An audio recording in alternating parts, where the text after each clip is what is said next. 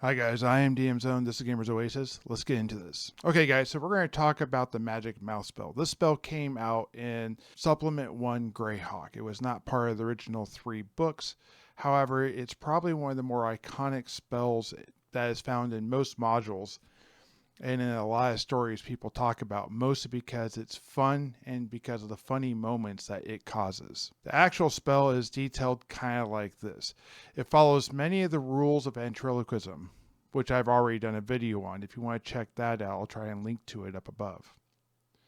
But it comes from a very specific place on an item. Where this is specifically, either it will have a mouth that will start to animate or a mouth will appear and will start to animate. The spell, aka the mouth, can be given instructions to activate, like when anyone moves within 10 feet, when someone neutral comes within 10 feet, or maybe when specifically Flubbit the wizard comes within 10 feet. The spell lasts until the message is given and then it fades away. This is a 25-word message or less, so not very long. I will say that this spell is often used in combination with other spells, like maybe an extend spell if there's those type of things in your game, a permanency spell, these type of things. Some people have like little interactions where you can ask questions and it can respond. Though it was not technically intended for that, I certainly see a higher level version of this being able to do that type of thing. A lot of times it's more used though for like comedic interactions with an NPC that is not specific to any one thing or place or whatever, that could just appear and then be gone, or like to an extension of the personality of the wizard you're interacting with, or maybe as an alert to certain things if someone comes around it. Over here type of thing. This spell is meant to be fun. It's not meant to be diagnosed and detailed and all very specific. I think if one looks too hard into how does it know if someone is neutral, or how do they know that is Flubbit the wizard, um, is there a way to fool it? I think the spell kind of breaks down a little bit. But I think there are some good questions to ask in there, like how does it react if it's placed in water? Um, if there's no air to make the per se sound, is the sound itself magical? Does it require breath?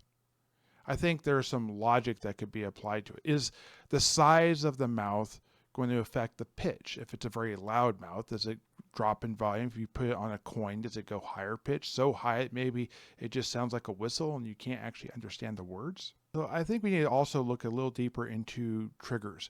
Like, what are the other triggers that could come into this? If I were to change it to a specific race, like let's say if a goblin comes within 10 feet, it shouts goblin, goblin, goblin.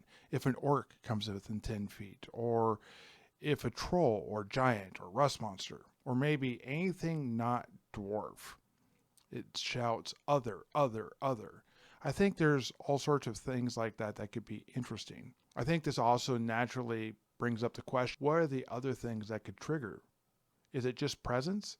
Or do certain actions, maybe something that could be labeled, like maybe pickpockets, or if someone's attacking another, or maybe open locks, or is escaping? Can it understand the difference between an inmate being escorted down the hallway by a guard or an inmate escaping a jail?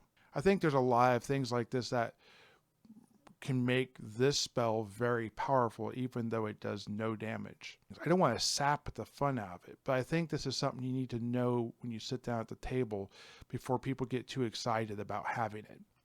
I envision a magic user with maybe a necklace full of rings or of coins that are like copper coins with holes punched through it, that has these coins all over it so they can hear goblin, goblin, or troll, so that the party knows that the magic user has this thing too close to it, or it's being attacked, or a cacophony of things. If the ogre grabs the goblin and throws it into the magic user as an attack, the craziness that could come from that. I don't know. Did I get this one right? Did I get this one wrong? What would you guys do? How would you guys use this spell in your game? Let me know down in the comments. Keep rolling those dice.